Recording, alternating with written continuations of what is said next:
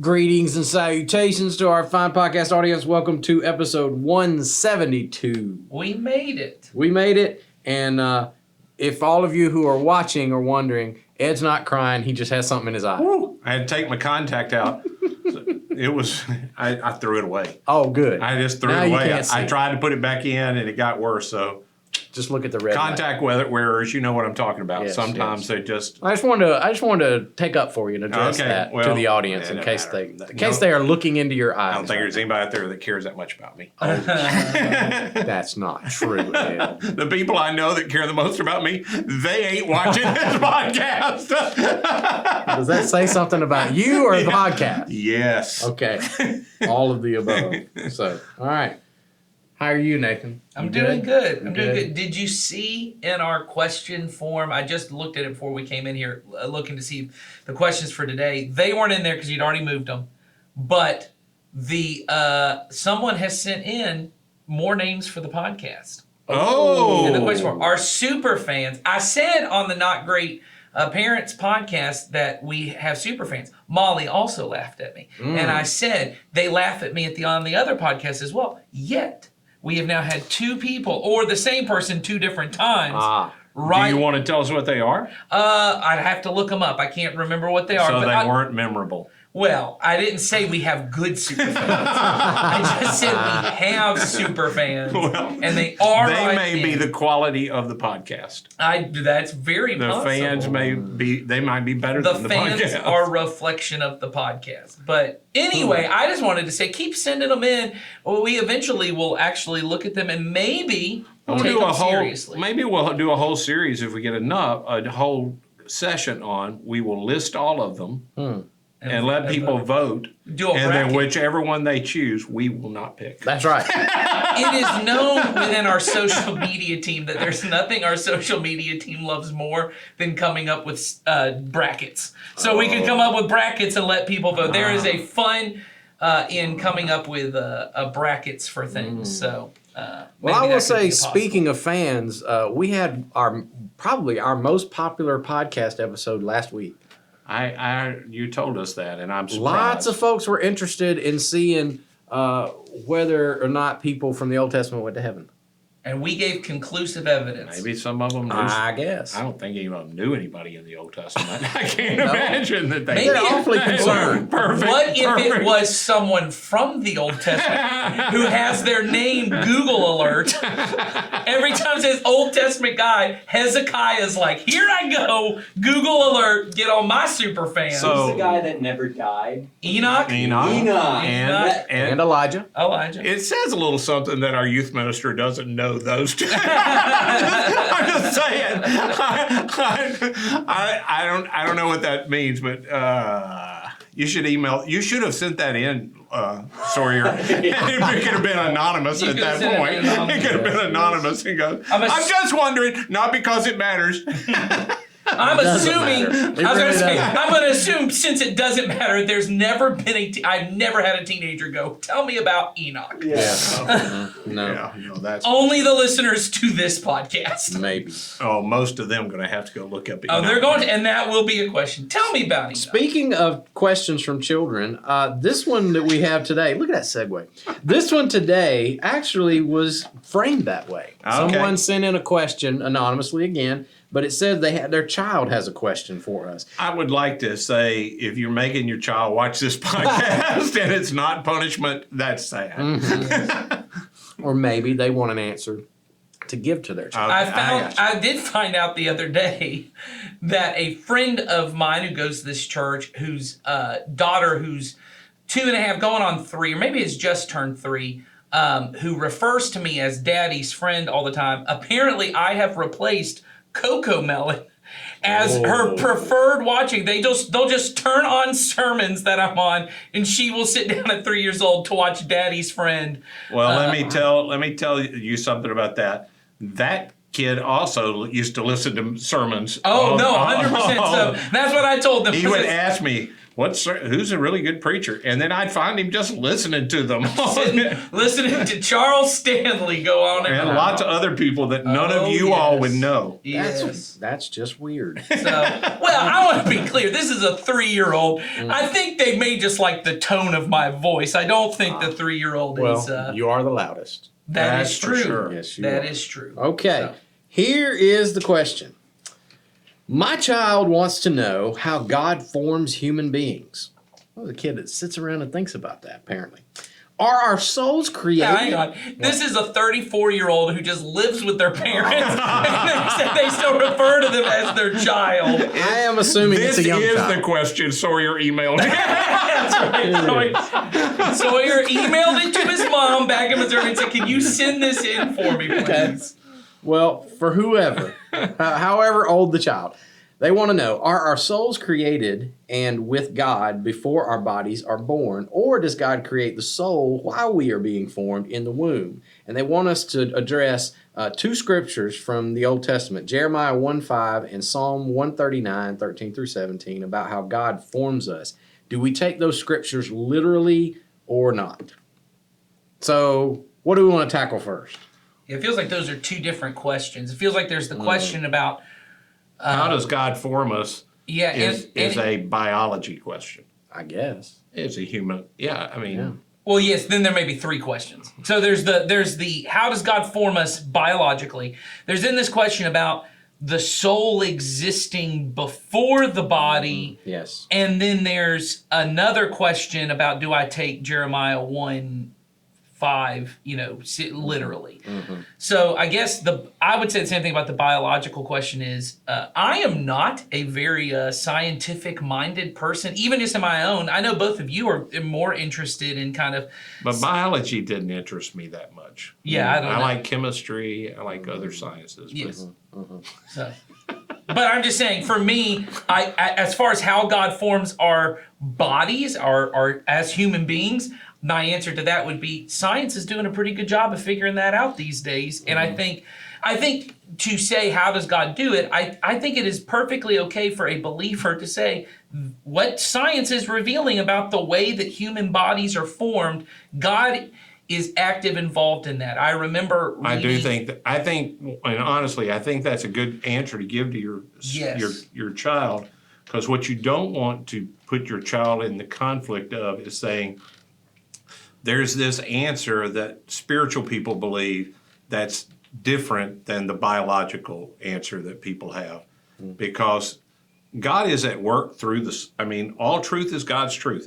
If it's true, Jesus is the truth, and it all is flowing from that.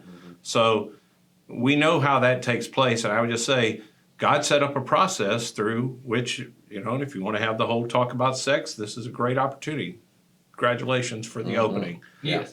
This is how that takes place. Well, and to say that even just that God set up the process does not mean that God also is not actively involved in the process. Oh, Right. no, that's right. That That's you know, right. I remember hearing. I That's think it right. was Alistair McGrath, who's a British apologist. The way he said it was just because we know the process that electrons take to strike lightning, and we think we have somehow surpassed the supernatural world of the ancients, That's does right. not mean that God is not behind every bolt of lightning That's and exactly every right. sound of thunder. That God is still actively involved. As was it Colossians says, Jesus is holding everything everything together. That's in right. creation together. So I think the biological or Of biology, that's the how. right? And we know God behind is it. the why. Right. And he's behind all those mechanisms, but that's the mechanism of it. Yeah. As far as soul, and I don't know, we have never talked about this, the 3 of us, and this may be a whole wrench that we just have to junk this whole recording. The idea that soul, body, spirit are they're talked about separately in the Bible, but that we are somehow not all one. We are a complete person. We are soul, body, and spirit, the thing. Right. The idea that lots of people have that about souls being separate and you're really your soul and your body doesn't really matter and those kind of things, that's really a Greek philosophy idea that has been From brought Plato, into. yeah. Yeah, Plato is the one that came up with that. that has been imported into Christianity and is really not taught in the Bible. True. It's just, and it gets us in trouble in a lot of places. The idea, well, I don't want to go into that. I don't want to get too far off track on that. It affects a lot of the way that people wind up thinking about themselves and other people and people who are dead and people who are pre-born, all of that kind of stuff. We're just a person. A person is a soul, body, and spirit. We are all of that. It's not we have three different parts. No, we are that. We are that. We are that. And it all affects us. You know, I used to say to people before, and I didn't really understand that. That's a later understanding for me. When people say, what did you know, I did not understand that. I did not understand that the culture, you know, has impacted the way we see some things until I began to read people that have not been as impacted through the history, like Eastern Christianity does not think about this the same way that we tend to. And yeah, I remember growing up, there was a lot of emphasis on, when we talked about salvation, there was a lot of emphasis on saving my soul. right. But there was no thought of any other part of me being redeemed or saved. It was just, so it gave me this idea that when the Bible talked about saving me, it was just talking about some disembodied soul that I have that's inside my body right now. I'm going to shed off this body and I'm going to be something else. But as I grew and understood and learned, that like you said, was an imported idea into this text. When the Bible talks about salvation, us being redeemed and saved, it's talking about the whole thing. Yeah, the being, whatever whatever term. I can't think of there is a term that is used for that. The word is soul. We have switched it out. So in Hebrew, the word for soul, I believe, is nephesh, which is a reference to your entire. I thought being. That was spirit. I think ruach is ruach. Spirit. You're right. I think ruach is exactly spirit. Right. Nephesh is in relation to your entire being. In fact, I love the Bible Project. I think you guys like the Bible Project. They have a really good series on the Shema, the love the Lord your God with all your heart, soul, mind, and they talk about each of those things. Jesus adds strength to it, which is not in the original Shema, and so they kind of go through each of those and what it is. And when they talk about soul, it really is a capturing of this your embodied spirit and mind. That those things that we know that there is something.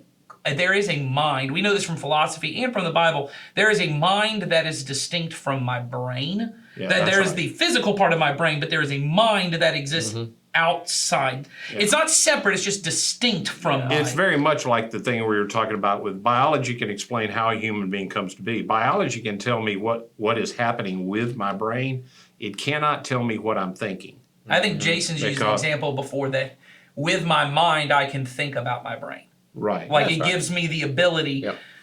My mind allows me to think about myself. Your soul is the way that, at least in the Old Testament, they talk about this combination. Your being is your mind, soul. I mean, your mind, spirit, body, all really it's three dimensions of the same being.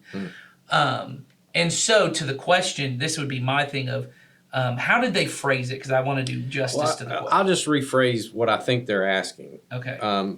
They're really looking at what point does God create a human being, who they are? Like, do we exist in some other form in heaven with God, and then He puts us into a body, and then we go on, or is the body and soul and all the person being created right there in the womb? And the reason they're asking that is because of those two scriptures they bring up of how, in Jeremiah it says, before you were formed in the womb, I knew you. And then in Psalm it talks about forming you in the inner parts and all that kind of stuff.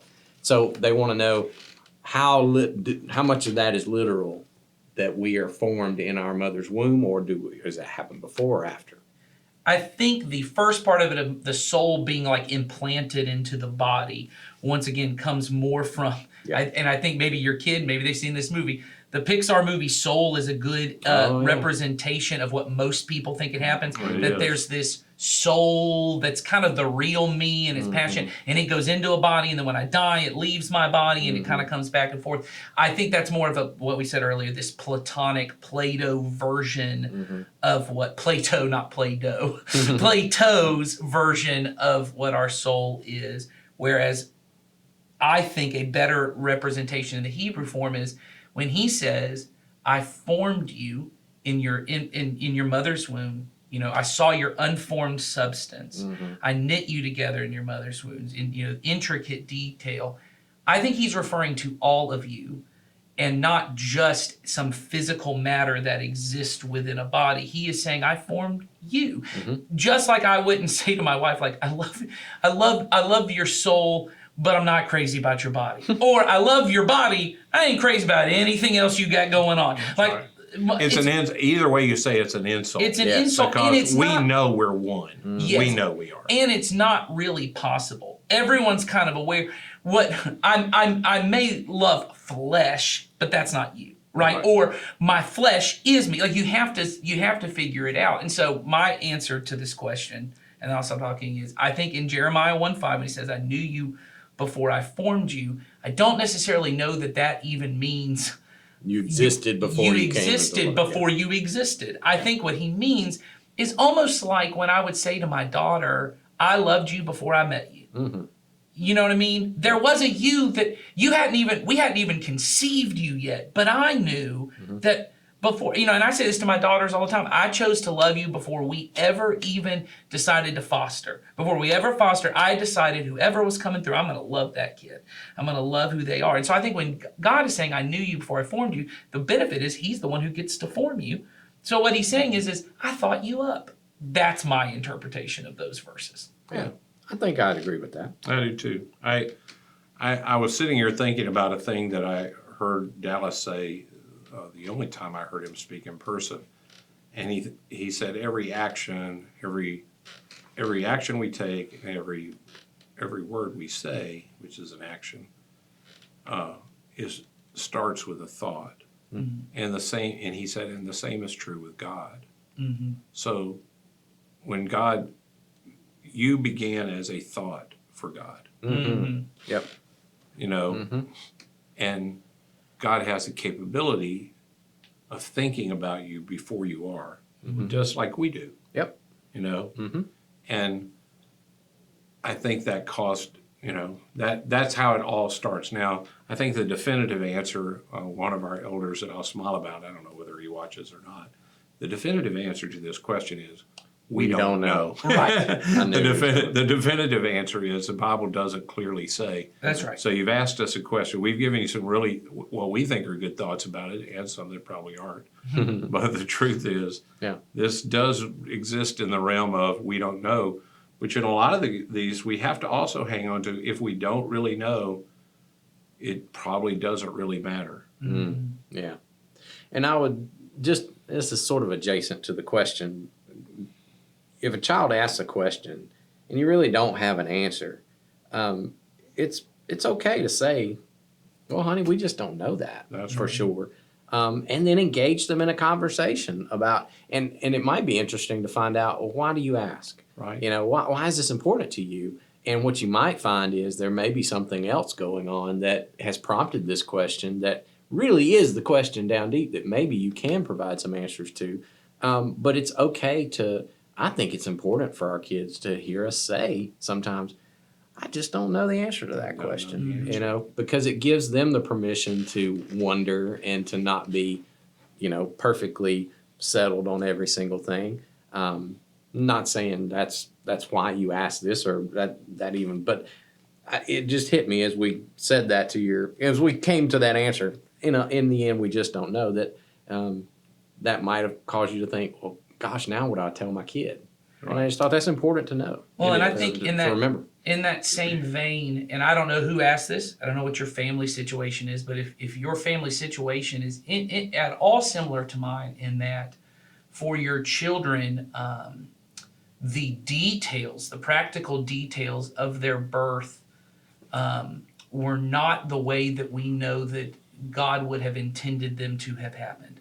And I would even say if you have a child who has a physical disability or maybe a mental disability, and they're asking questions about how does God form us and how does God create, as often my children ask, it might be of benefit for you to say, well, I don't know all the details, but then a really good question to often ask when your child asks you a question that kind of seems to come out of nowhere is, why are you asking this? Mm-hmm. What is it you want to know? Because I've had to have several conversations with my daughters about, there are some things, God does make us and God does intend certain things for us, but there are parts of human free will, and there are parts of just the effects of sin in our world that get in the way, and things happen not in the way that God would have intended them to. But that doesn't mean that God did not create you on purpose and with a purpose, and that God has seen you when you were unformed, and He's seen you now that you are formed,